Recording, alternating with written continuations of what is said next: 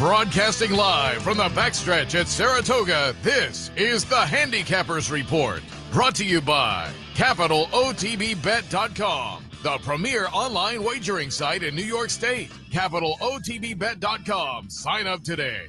And the Clubhouse Racebook, 711 Central Avenue, Albany. Make it to the Clubhouse Racebook.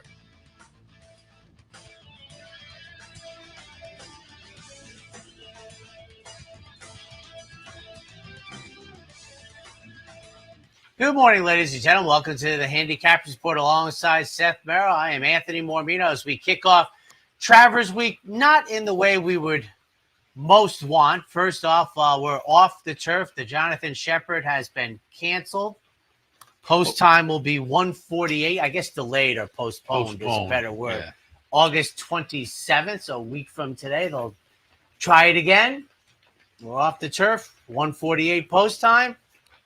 See what the scratches are, and away we go. 1:48 post time because the Shepherd is out of the mix now. Yes. So we kick things off so with the second race. A couple extra chores in the morning, and just. And the Shepherd being another grade one over the jump, certainly want to hold on to that. So that'll come back next week. So if you're a jump fan like I am, it'll be here just a week later. And it was up here. It was really raining all night long. I mean, it has not been pouring, but it's one of those kind of soakers all night long. So you could see it coming that we would be off the turf today. Do you think because it's a jump, they postpone it a week instead of just a day? Just bring it back tomorrow? I don't know how easy it is to. Because the horsemen always talk about, like, we're ready now. I don't want to be ready in a week. Yeah, I don't know how easy it is to turn stuff around a day like that. Okay, so next week. So no, I guess also, I don't know, but tomorrow maybe they have the 3 jump races at Colonial, which might make it difficult for people to get here, and then they have the races scheduled on the turf for tomorrow. So I guess a week it is for jumpers. So take care of that. Couple quick notes. I have your mile thing. I put it on card stock, and I left it over my right shoulder as I went out the house. I will just a couple quick things I'll tell you. I have it completely parsed out for you. I have scheduled ones. I have off the turf ones. 23 of the 29. Kudos to the public. 4-1 or less, and I mean no breakage on 4-1. So $10 or less on 23 of the 29. The one thing that I waited till I had all the data correlated. Post position 5 has the most wins. And since most of these races are run by a very logical outcome, I consider 4-1 to be very logical. I'm starting to get that idea where outside is geometrically bad and inside isn't so good because of the rail. But like 3, 4, and 5, you kind of get a run. And then, there's so much the stats, like, I was teasing earlier when we were talking about how the Breeders' Cups, the 3 that were at Belmont Park where the Classic started on the turn, the 3 winners had outside post positions, which is geometrically disadvantageous. But, the 3 winners were, you had Cigar, Unbridled, and St. Leo. So, horses that could overcome the issues. But I do think, it's one of those things, you just look at it. All things being equal, I probably want the 3, 4, 5 post position based on what I've seen the run into the turn. Yeah, and I've said I you don't want to get married to these statistics because, again, early in the meet, we were talking about stats that David Aragona had put out on the mile shoot where the outside post positions hadn't done anything, once you get to 8 and beyond. But since then, a couple of those have gotten it done. I think 4.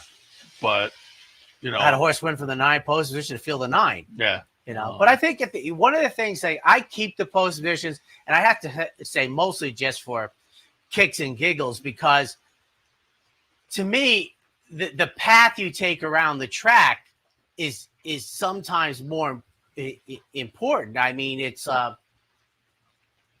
post position's like, one from the rail. But I also said, that's not so bad anymore because they're leaving the one horse room to his inside that it's even harder to bury him down inside because he's got so much latitude to his left. Yeah. So that's even harder. But, you watch the races, you begin to get a feel. Like I said, you see the horses parked outside. You're like, well, if they're good enough to overcome it, well, that's one thing I said. But that certainly doesn't look like an advantage. Yeah. And then you saw with other horses, you've really started to see where these jockeys have gotten it. Like that 4 and 5 jockey, they can see a straight line. And they're like, I'll run you into the rail, race riding.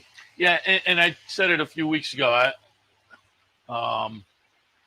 I think it's more important with the mile shoot, but every once in a while, it's good to check on post positions at various on the various tracks and various distances, because some things can jump out to you. And it's not that a horse can't overcome it, but I think it has to factor into your handicapping. Right. If you really love the horse in the 9 hole, do you love it enough that this horse can overcome that obstacle coming out of the chute?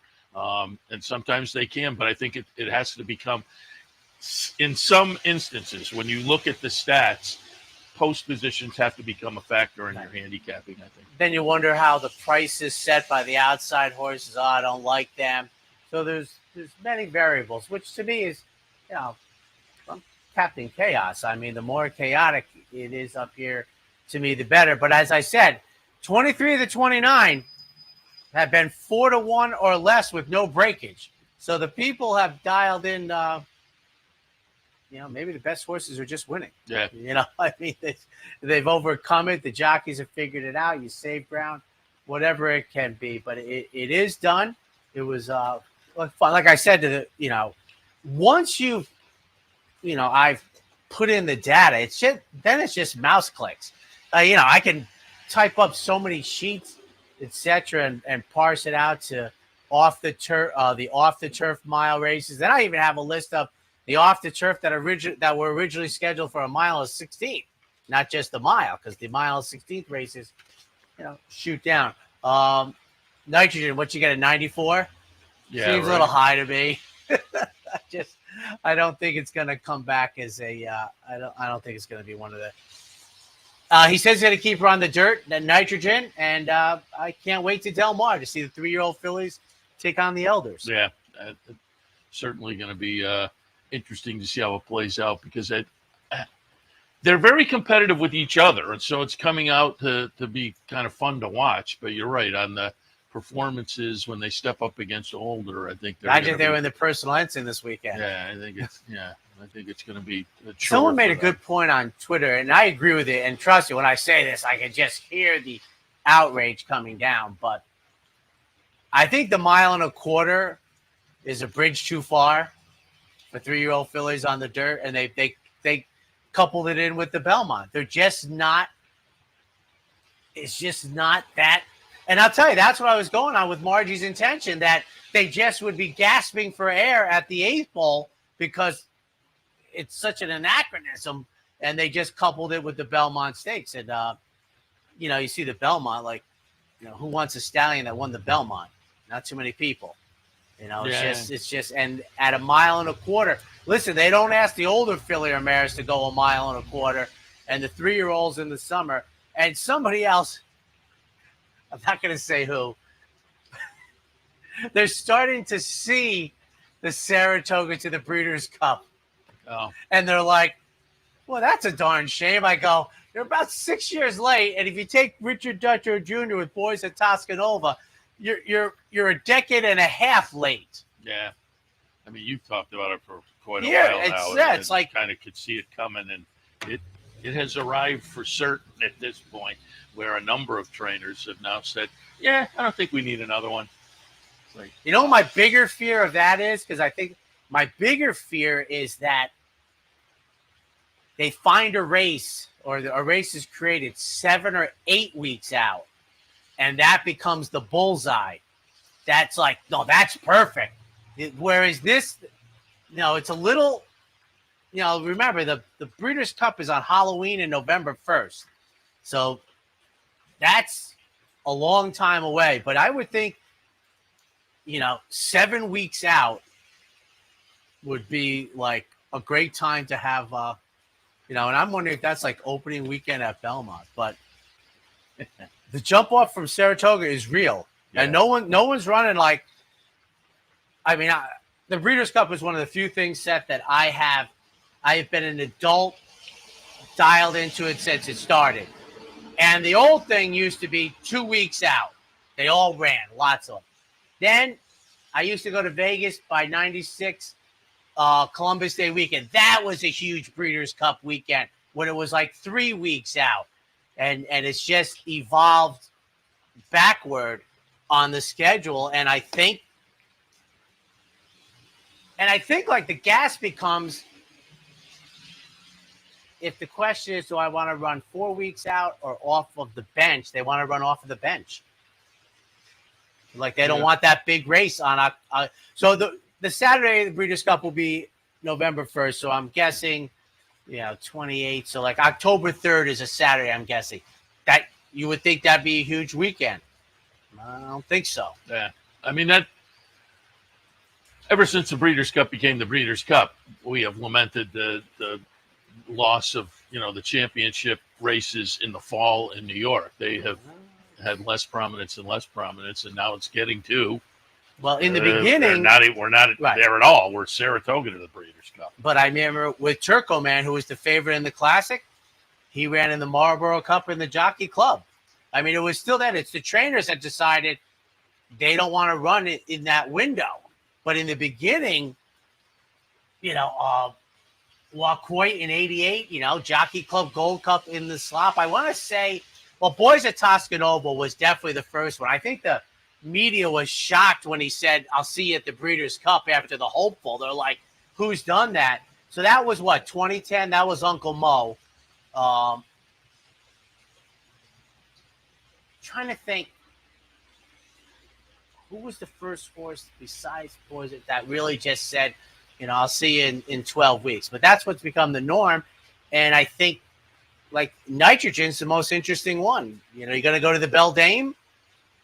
Because she's not going to the Cotillion. That's too close. Can't have that. So the Beldame, etc. I don't know. Yeah. But that's where we are. But I was surprised to learn, like, we've been in this boat. And here, I'll give you one, the most precious one.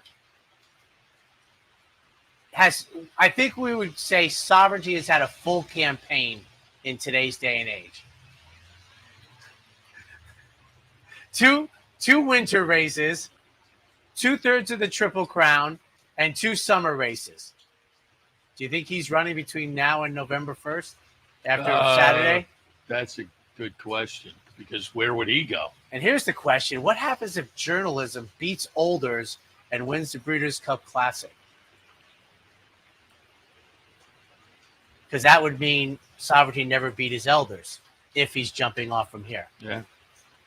I mean, that's my fear, is that journalism and Sovereignty, they're wrapping up this weekend, and they'll just see you in November. Yeah, it wouldn't shock me. They talk about the field size in the Travers. I do want to note yesterday, Smarty Jones. I guess it was Pennsylvania Derby preview day down at Park. Smarty Jones, Tip Top Thomas won there. Fact run second. Hypnus, the interesting Ken McPeak runner, ran third. But Tip Top Thomas, the Todd Pletcher runner that won the Indiana Derby in the previous start, second last year in the Champaign, but elected to opt for Pennsylvania yesterday. What was a couple $100,000 in the Smarty Jones. There was also the Catherine Sophia for 3-year-old fillies. That was Dry Powder, Chad Summers, and Gold Square Racing in a big field of 13 for the. Is that Smarty Jones graded? 3-year-old, listed. Yeah, I think the one in Oakland. I think, is that still listed, or did it get its grade 3 yet? I think that one is graded. I think it got its grade 3. Yeah. But I also wanted to mention coming up Friday night at Charlestown, big night at Charlestown, the Pink Ribbon, Vava. This was the race that Vava, they decided not to run here, thinking she maybe didn't take to this track. So they said they'll aim for the $250,000 Pink Ribbon, ungraded Pink Ribbon. Field of 4. I think Vava's maybe scared off a few beat me of in the Chicago handicap at Churchill Downs under the lights recently, and that filly's coming back in the ballerina. Which filly? Beret? Oh, Claret Beret. Claret. Yeah. Yeah, red wine. And Zeitlos was in there as well. Yes. Mystic Lake is in the pink ribbon also, but I bring it up for a couple of reasons. The Classic is always a little bit interesting. But the Hilton at 7 furlongs, which down there is 2 turns. Neo Eklos is in there, up a win in a stake at Monmouth. Gunmetal for Brad Cox, who comes in off a second in the Amsterdam up here. And Owen Almighty is also in there for Brian Lynch. Hasn't been seen since the Kentucky Derby, but tries the 3-year-old stake. It's easy to avoid the casino, and I will tell you, it's a nice night out racing at Charlestown. It's beautiful. It is manicured and beautiful. I mean, it's delightful. I mean, and I think when you're at it, the bull ring isn't much of a thing. You're just kind of like, you got the stretch and everything. You're like, and I like 2-turn races, so going around doesn't bother me. I kind of like it. So it's, if it is, obviously from upstate New York, it is an easy get. And I'll also say this part, and I went in the spring. West Virginia is aesthetically beautiful. I mean, I got up early in the morning. I was in Western Maryland, and I drove really it was beautiful. It was absolutely beautiful. And then I drove from there to Keeneland, and it was gorgeous. It's a gorgeous state. Not many people, but it was beautiful in late April. Charlestown Classic, $1 million. Is it $1 million bucks still? Yeah, $1 million. Grade 2 event. Skippy Longstocking, 7-5 favorite for Saffie Joseph. Fool's Gold was out for Ken McPeak. Trademark, who has been interesting off and on throughout the career. Awesome Aaron is in there for Norm Cassie. Banishing David Jacobson. So, again, that all comes up Friday night. It seems as if for me, every time I think of that race, my next thought is always Shared Belief. Who died out of that race and, really might have been something special. He got wiped out in the Breeders' Cup with no takedown with Bayern.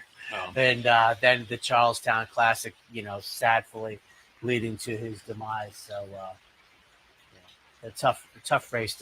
I never get past that, but I see the Charlestown Classic for $1 million bucks. So it's raining pretty good today. Yeah, there's horses. It's active over there. They're still working, and it was active behind us pretty much until we came on the air. There was a number of horses out here on Clare Court running around. So I think Scotty Schuhofer.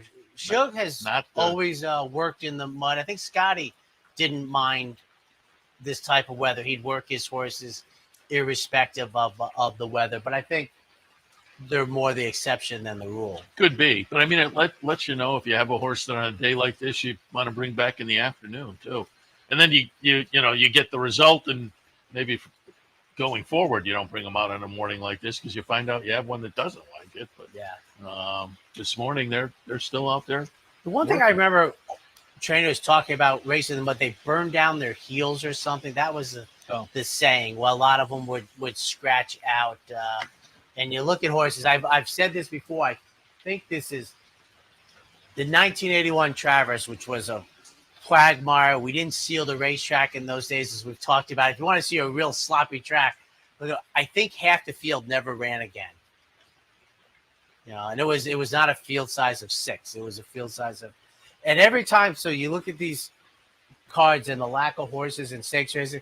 You remember in the 70s and 80s, the second tier for 3-year-olds in dirt races, whether it was the Illinois Derby, the Pennsylvania Derby, etc.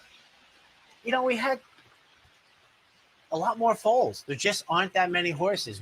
I've said this, field size to me is the one panacea, but I've said this before that Easy Goers Sunday Silence, there was basically a 3-year crop, about 150,000 horses. Now 3 years, you get about 75,000.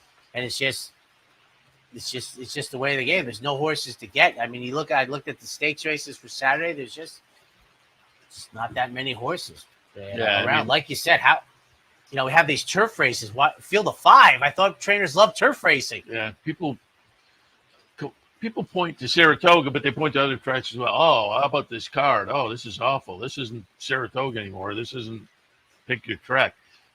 That much of that is field size. I mean, it's some just people think Ellis Park is nipping at the I think ankles of I think Saratoga. Kentucky over the past few years has It's certainly gone way up, way up. no What's question about it. their meet next week? Another week they go before they start. Yeah, I think The Joe Kentucky Christopher.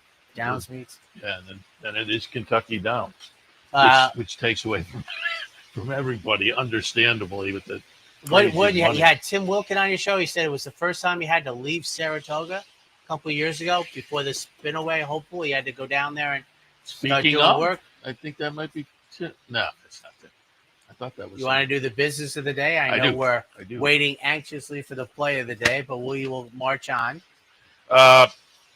Coming up today, and again, nice full slate of promos and events at Capital OTB throughout the Saratoga season. And this week kicks off with the prize wheel down at the Clubhouse Racebook. Show up, folks are randomly selected, step up, spin the prize wheel, and get a little something extra this afternoon. Clubhouse Racebook. And on a rainy day, good spot to watch the races.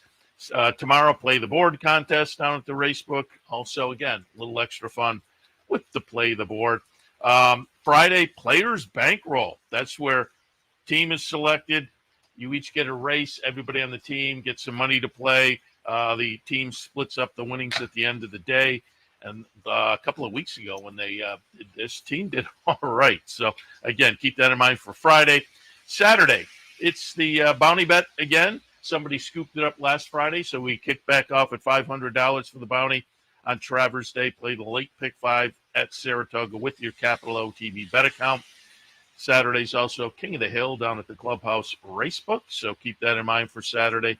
Fan Appreciation Day at the Latham branch. So if you're a patron out in that direction, swing by so we can say thank you to you. Fan Appreciation Day, always a lot of fun. Sunday Knockout Challenge at the Clubhouse Racebook. It will also be Pick 3 Bankroll Day. I'll do my final Pick 3 Bankroll. Those entries will open up tomorrow. Keep that in mind. Do want to also alert you that Saturday at the Clubhouse Racebook, we open early. 10:30 opening on Saturday, Travers Day, to accommodate the early post time up here. So again, at was it 11:10 that I saw? It is 11:10. 11:10. So we open at 10:30.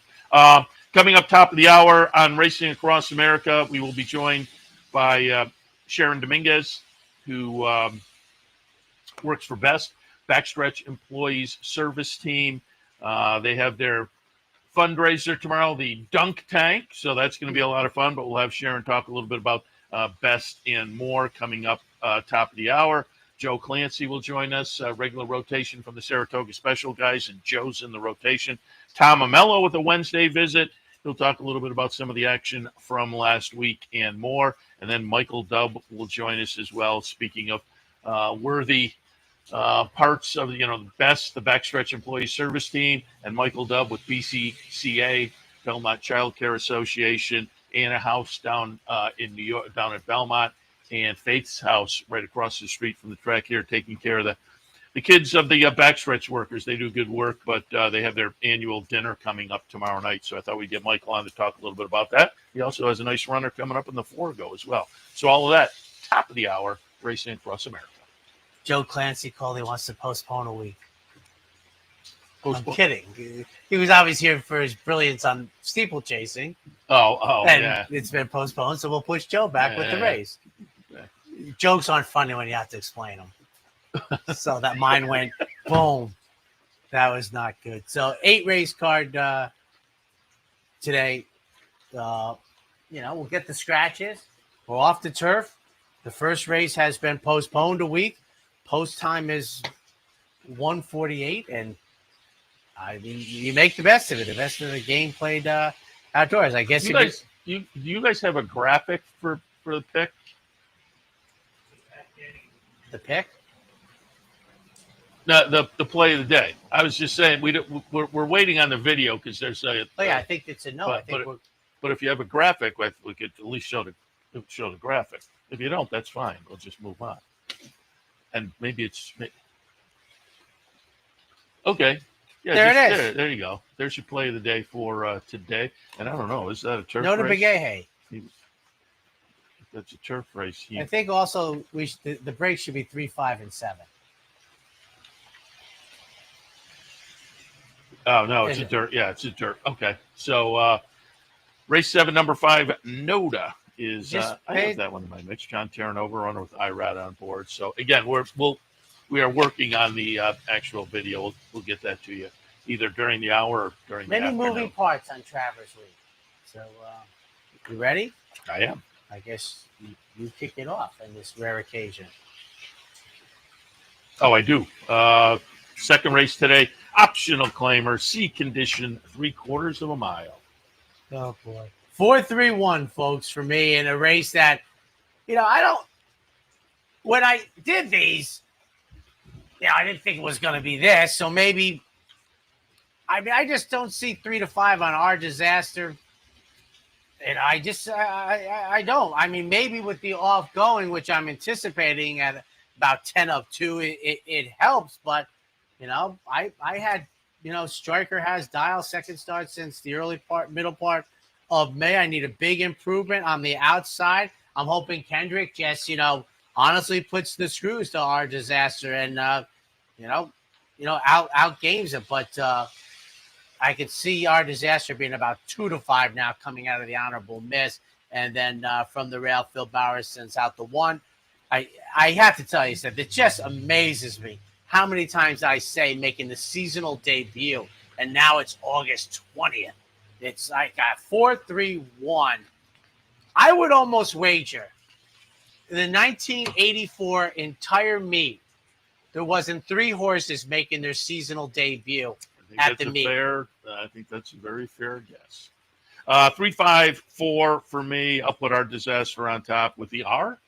It's a Rich Avil runner, and it is Safi Joseph trainee that has not missed the exacta in 10 starts. 5 wins, 5 seconds. Solid numbers. Comes off a sloppy track near miss last time. Has good wet track numbers overall. Comes in with a nice workout in tow. Our Disaster looks legit. Patricia Ann in the second spot. 5 exacta finishes and 7 starts. And also has put in a decent try on an off track down the page. And then in the third spot, Striker has dialed another one.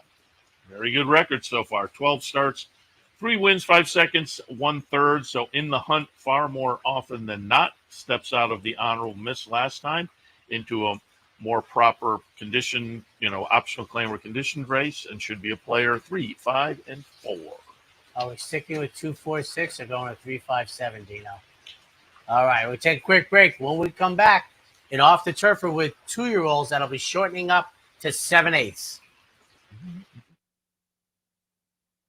For more than 4 generations, Bruce Cerrone and his family have continued the 103-year tradition of delighting their local following and faithful summer crowd with the finest authentic Italian recipes. Classic Italian dishes made with the freshest ingredients, served in a home-like setting. Some things have changed in the last 103 years, but not Pinnell's commitment to the finest in Italian cuisine. Pinnell's Italian Restaurant, a Saratoga tradition since 1922.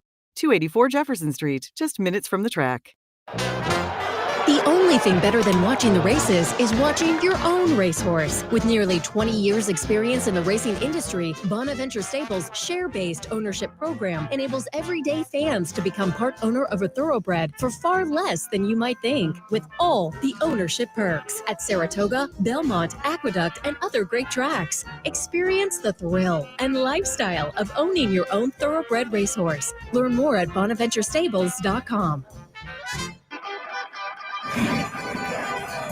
Want to get your career in horse racing off to a fast start? Well, the University of Arizona's Racetrack Industry Program is your winning ticket. The Racetrack Industry Program has served as a springboard to some of the industry's most successful individuals, with a proven track record of job placement right out of college. If you want to earn a degree in the exciting horse racing industry, the Racetrack Industry Program can put you in the winner's circle.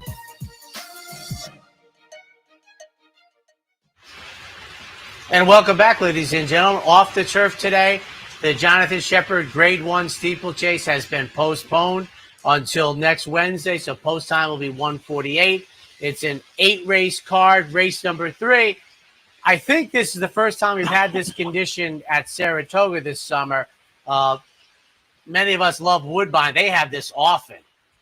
But we didn't grow up with this in New York. They made an optional claiming, and they will shorten up to 7/8 for the 2-year-olds. Well, and it's also it's a auction condition. Oh, it's got everything going on. Yeah, it's an auction condition or a claiming price. So you either sold for less than 60,000, or you can jump in for the tag. So do you think all this is about field size? I do. Yeah, I mean they're the New York bred thing earlier. Yeah, coming back in a couple days. I think Iron Orchid. Yeah, Orchard in a steak.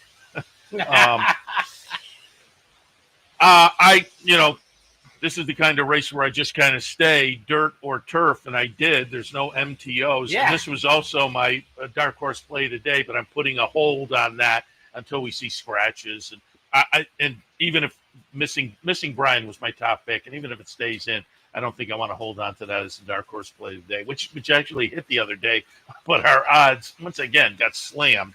But we did get a winner the other day with the dark horse. So again, I will tweet out an updated dark horse play of the day a little bit later after scratches. The guys will post it on the network as well.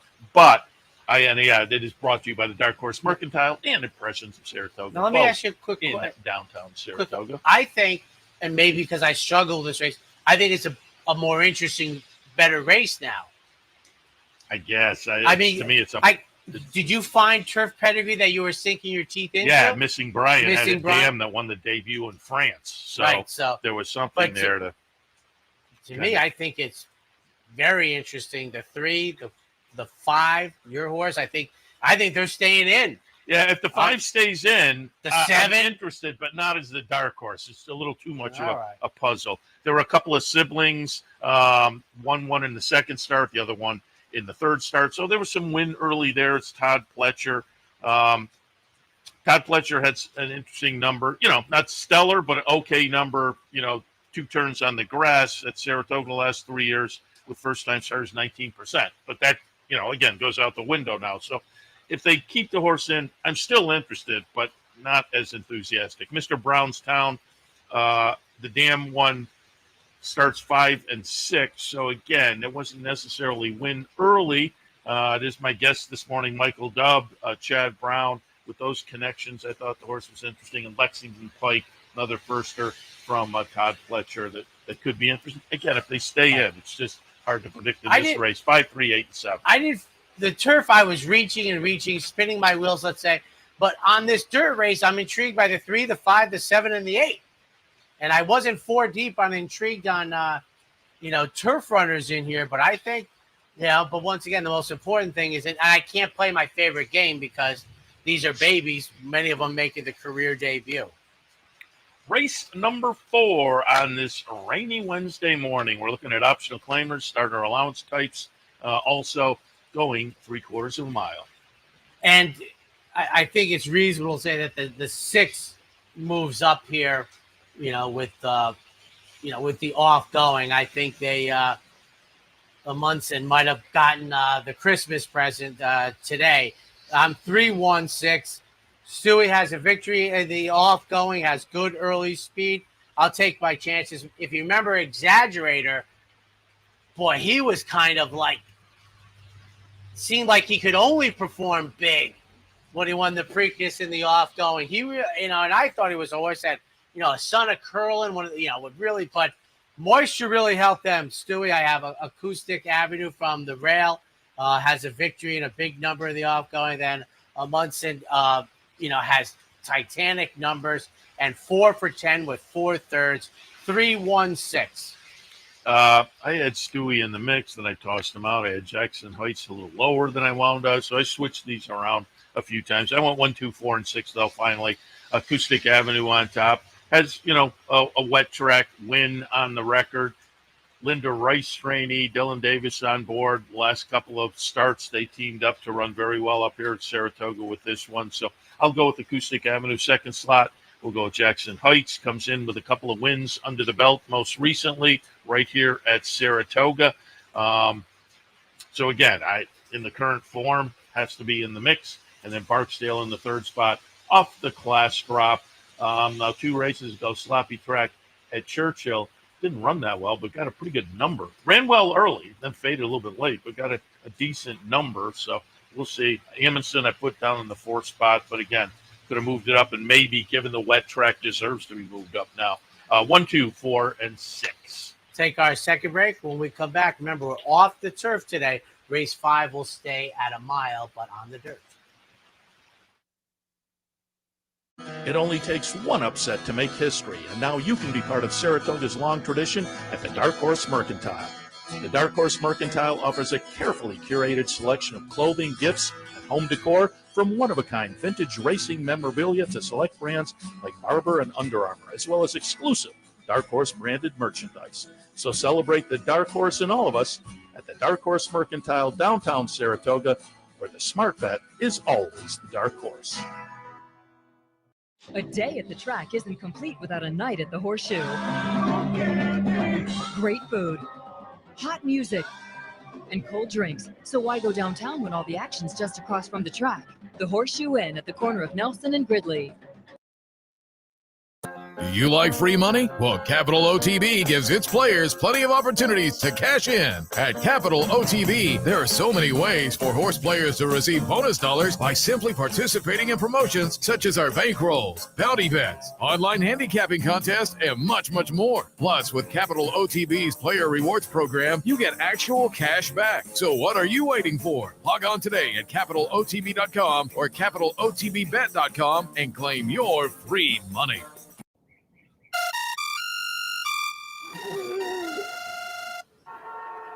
Come on. I want sales reports on my desk by Monday. Whoops. My bad. Love racing? RTN brings you every live simulcast on your home television, plus live video streaming and race replays on your PC and mobile devices. To order, visit rtn.tv. RTN, a breed apart. And welcome back, ladies and gentlemen. The Handicappers Report. If you're just tuning in, post time will be 1:48. We're going to run the Jonathan Shepard Grade 1. Used to be the Turf Riders. It's always been the premier jump race in my lifetime. That'll be next Wednesday as we do some shuffling. When they run the Shepard, it's not the first race, right? It was going to be the first race today, but didn't they used to run the Turf Riders as the feature? Oh, well, I mean, all the steeplechases are going to be race later 1 in the day. Yeah. I mean, it used to be race 4 and 6 on Friday. Yeah, the race 7 flat 1 races. thing is relatively. Remember the year they ran them like at 12:30? Oh, I do. Yeah. You remember the years when they ran it as the last race? Vaguely. As Mr. Vanderbilt once said, even they didn't stay. They being the jump crowd.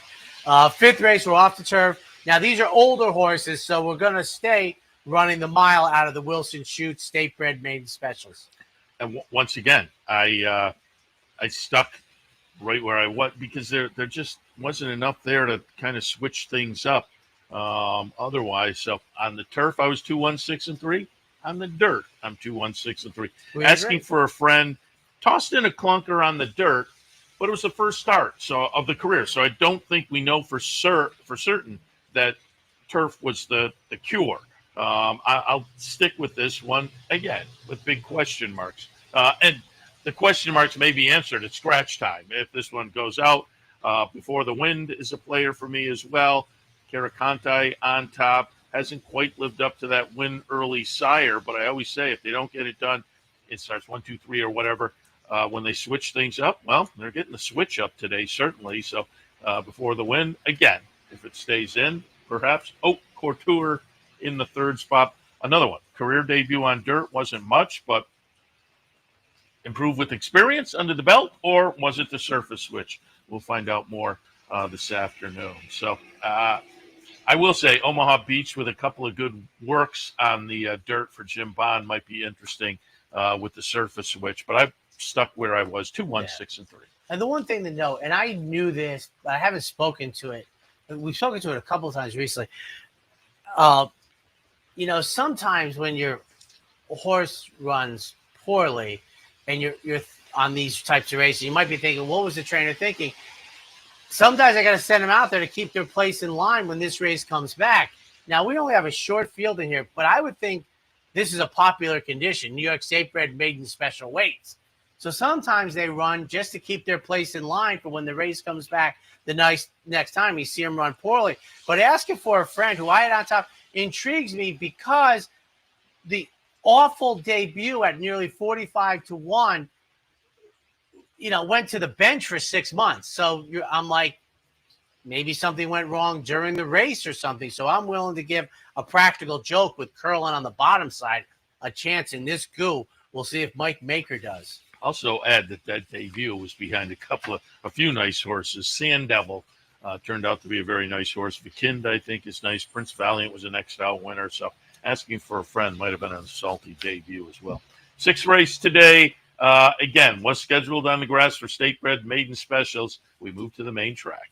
One of the 2 MTOs for Linda Wright's Hot Currency, you might think that they got the race they were looking for, a central banker on the outside. We'll see who scratches out because, to my way of thinking, you have an also eligible central banker who gets first dibs. I'm like, these are debut runners. Just take a shot at the big pot at $90,000. I don't think very many are going to come out, but the 1 would intrigue me, the 2, the 3, the 6, the 7. I mean, I think this race is going to hold together, and I'm not so sure Hot Currency is going to get in. I added an MTO at the bottom because, these are first-time starters, many of them, and Ticket to Ride, who I have on top, I think is going to be interesting if they stay in on the dirt. So I kept my top four, and put 12 at the bottom of my mix. If scratches, take some of mine out. So I'm 6, 3, 7, and 5, and 12 again if some scratch. But Ticket to Ride, the career debut on dirt was a dud, but with trouble. Comes back on the turf and runs well. But also look at that August 15th workout. I think the horse will be okay on the dirt. A lot of people may look at that debut and put a line through him if he sticks in. But again, that was a troubled trip. So Ticket to Ride on top, 2nd spot, Last Call Jenna. If this one stays in, watch out. There were a lot of win early siblings. Amazing Ann won in the 2nd start. Maggie's Lad ripped off 4 straight wins and starts 2 through 5. Deciphering Dreams won the 2nd start. Young Man Scott won the 2nd start. So there was plenty of win early for the 3. If they stick in, I'll go there. Midtown Mischief also had some win early siblings. So again, I'll stick with mine and pull in the 12 underneath in case of scratches. 6, 3, 7, 5, and 12. All right, we're up to our final break. When we come back, the last pick 3.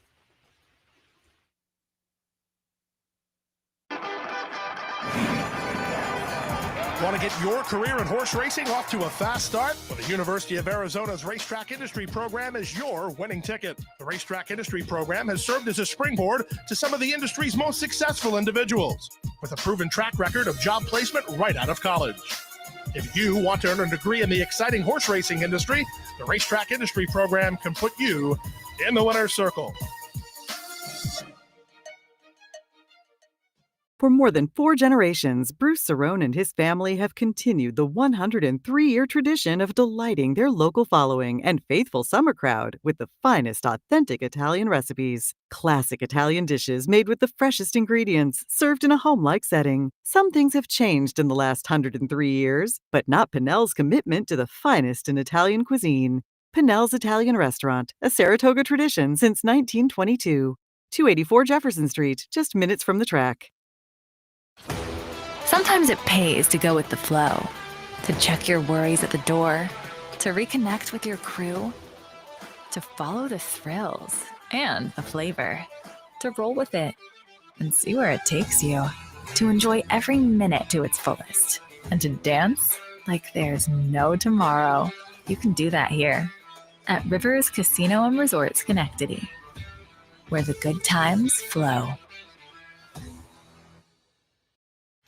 Welcome back, ladies and gentlemen, on a very rainy Wednesday morning that has actually taken a pause after raining for 100 straight minutes minimum. Started raining down in the Capital District. Always love when the first guys. Geez. They get it's just a special thing, People that value other people's times. We're off the turf. The Shepherd's been postponed. 148 the first race. 8 race card on the turf, off the turf. Yeah, and that may be the most important thing since it's the second race, 148. Just keep that in mind. It's now 148 for first. I mean, post. You have 4 hours. We're doing the show 4 hours before the first post. The second most important thing is probably bring a sweatshirt. Yeah, it's that day. There's a little nip in the air. It's that day. So now we're gonna mile out of the Wilson chute on off going. 2, 3, 6, and 5 passing game for our friend Roddy Valenti. I'm going to draw a line through the last race down at Ellis on a sloppy track. Now, some people may say, it was on an off track, but the first start of the career was okay on an off track. So I'm not, giving that as the reason. I just think it is one that looks like an aberration. I think we'll bounce back to a better spot here. Passing game on top. Leading contender off the claim. Seems to be in good form. Pretty consistently tosses numbers that are going to mix it up with this group. A couple of second-place finishes on the resume over off tracks, and then Heroes Meadow in the third spot. Like the top pick, I think better than the number thrown last time. And if we get back to some of those more consistent numbers underneath, becomes very dangerous. Goes out for our friends at America's Pastime Racing, 2, 3, 6, and 5. I think passing game for Roddy and Maryville. I think with Jose, I'm hoping for early energy to get a good spot. As I've pointed out here, you get that real crush right at the apex of the turn where 1 and 2 are in a tough spot. But with the early energy, you can get the position you maybe more prefer. We'll see what Kendrick Carmouche does with Flat On, who's coming out of distance races and then shortened up to the mile last time. But I think passing game is in a very good spot. And if you're old enough, a Medaglia d'Oro in the Travers of 02 was a beast in the slop and very good slop influence. So passing game on top for me. Leading contender, I also have, as Seth does, first off the claim for second, and then call me fast. We'd like to. 2, 3, 7 in the 7. And I just wanted to grab it on if you saw me working my computer, I was relatively certain when I was going over this giveaway at the top of the show. Today? That's Friday. There's a tote bag giveaway. And a lot of people like the tote bag. That comes up on Friday. That's and then it is the 31st for the quarter zip. So you've got that on your That's the one. I think that's going to be enormously popular, as that has become one of the most new things in fashion. Versus the straight pullover hoodie. These 3/4 zips are very popular. 8th race this afternoon. It's a plain vanilla $40,000 claimer. Again, they were scheduled a mile on the turf. We're off the turf today. And with the olders, they'll run the mile out of the Wilson chute. 6, 2, 3. I had a bomb in here. I'm guessing we're not staying here, but Ruse was going to be a thought that at 20-1 I was happy to have. But in this race, I guess, Seth, I can play my favorite parlor game, but it looks coming out from the rail out. 2, 3, 4, 5 got the race that they wanted, I think. The 6, I think, is coming out. The 7, the 8. Seth, this could be this could be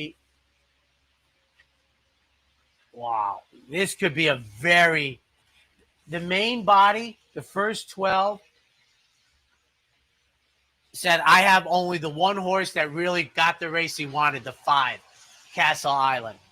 I'm guessing number 13 might have the second post position.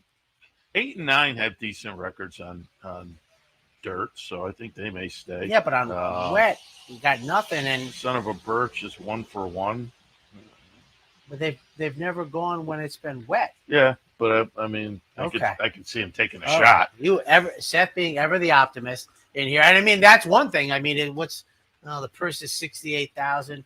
Well, the MTOs do not look like killers. Yeah. I tell you one thing, it's not interesting for people watching this show, but what is it, about 10:30 the scratches come out on a weekday? 10:30, 10:45? I would have said closer to 11. Okay, 11.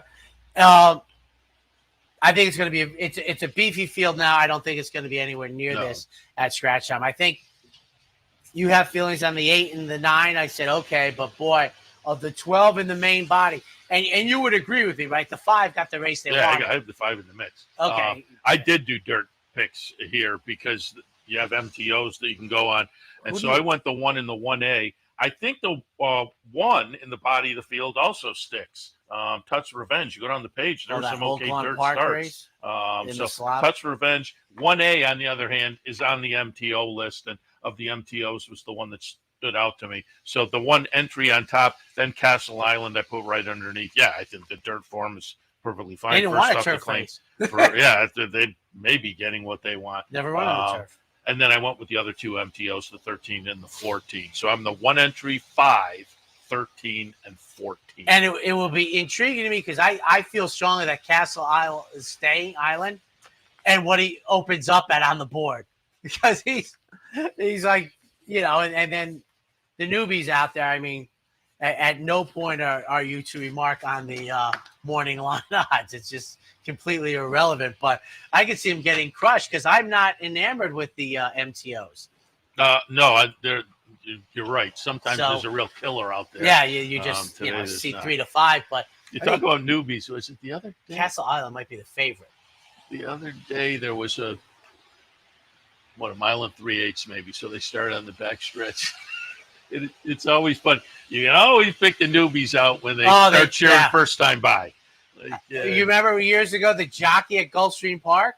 Oh well, that's happened. That has happened. Yeah, like guns it like it's a sprint, and it's amazing. It's like I just listen. There's some days I brain freeze, but you're like, your whole game plan. You're going, okay, I gotta settle, I gotta sit in, like etc.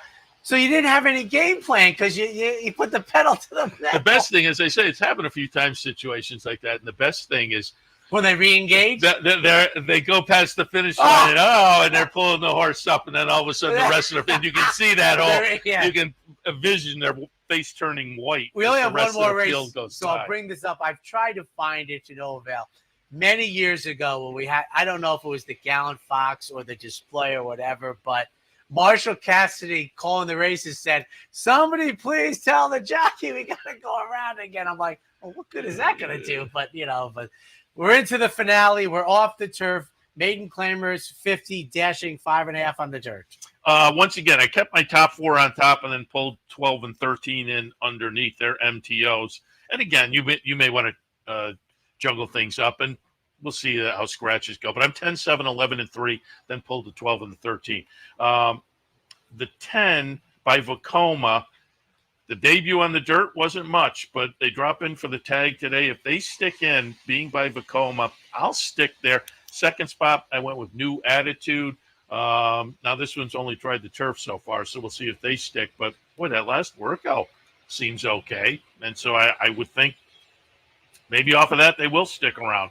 And then Victoriously by Win Win Win had Mike Trombetta on the other day talking about Win Win Win and his nice grade 1 victory up here. And first-time starters by Win Win Win, 47 of them, 7 wins, 7 seconds, 7 thirds. So nice numbers for the sire. It's Adam Rice coming in from Presque Isle Downs.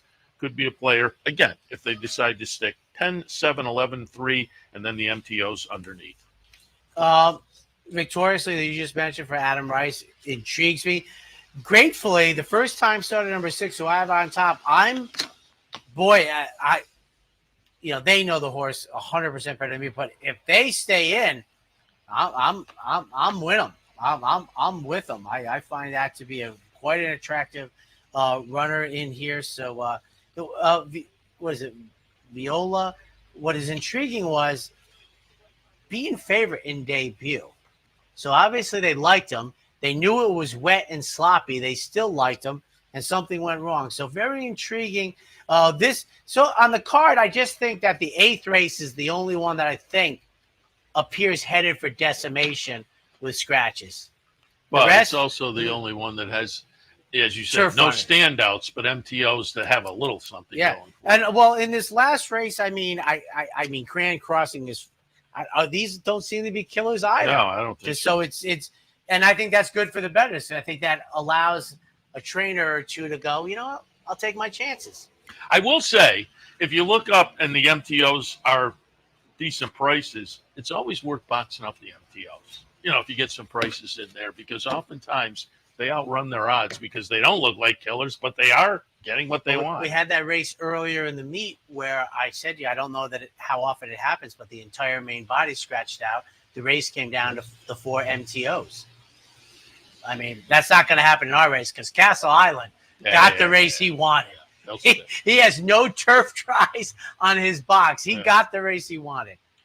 We'll wrap it up. Give him whatever you want to do. Yeah, I'll just foreshadow your show. I'll hit on the promos and promo the show as well. But again, Clubhouse Racebook today prize wheel. So if you want to swing down this afternoon, you can take advantage of that this afternoon at the Clubhouse Racebook. Top of the hour. It will be Sharon Dominguez, who is in the green room. I think she's actually in the trailer, staying out of the rain. Warming up. Yeah, deservedly so on a day like today. From the Backstretch Employee Service Team, they have their dunk tank tomorrow to raise funds for the good work they do. We'll talk about that and more. Joe Clancy from the Saratoga Special will join us. We'll talk some of the weekend action from last week and look forward a little bit as well. Tom Amello on some action that we've seen over the past week and more as well. And then Michael Dubb, Belmont Child Care Association, Faith's House across the street, and a house down at Belmont, taking care and providing early education for the children of the backstretch workers. They do great work. They have their fundraiser coming up tomorrow night, their annual dinner. So we'll talk about that and more with Michael Dubb on the board of the BCCA and really the driving force behind both Anna House and Faith's House. So Michael Dubb coming up as well. All right, we will head for the break, as it were. Oh, Joe Clancy is here as well. Also, Seth mentioned earlier, if you are coming up, you know, enjoy yourself, but bring a hoodie. He stays, I go. Make the best of it, ladies and gentlemen. We'll see you back here tomorrow morning. This has been the Handicappers Report, brought to you by CapitalOTBBet.com, the premier online wagering site in New York State. CapitalOTBBet.com. Sign up today. And the Clubhouse Racebook, 711 Central Avenue, Albany. Make it to the Clubhouse Racebook.